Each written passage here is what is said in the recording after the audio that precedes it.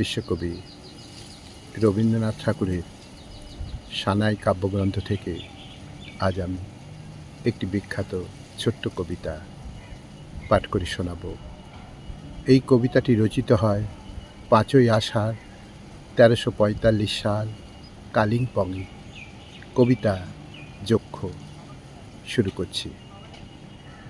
যক্ষের বিরহ চলে অবিশ্রাম অলকার পথে, পবনের ধৈর্যহীন রথে, বর্ষাবাষ্প ব্যাকুলিত দিগন্তে, ইঙ্গিত আমন্ত্রণে, গিরি হতে গিরি শীর্ষে, বন হতে বনে, সমুৎসুক বলাকার ডানার আনন্দ চঞ্চলতা, তারই সাথে উড়ে চলে বিরহীর আগ্রহ বারতা।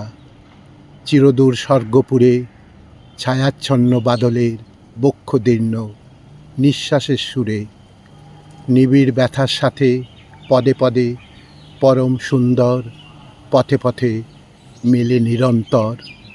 পথিককালের মর্মে জেগে থাকে বিপুল বিচ্ছেদ পূর্ণতার সাথে ভেদ। মিটাতে সে নিত্য চলে ভবিষ্যতের তরুণে তরুণে, নব নব জীবনে মরণে। এ বিশ্ব তো তারই কাব্য, মন্দাকান্তে তারই রচে টিকা। বিরাট দুঃখের পটে আনন্দের সুদূর ভূমিকা। ধন্য যক্ষ সেই সৃষ্টির আগুন জ্বালা এই বিরহেই।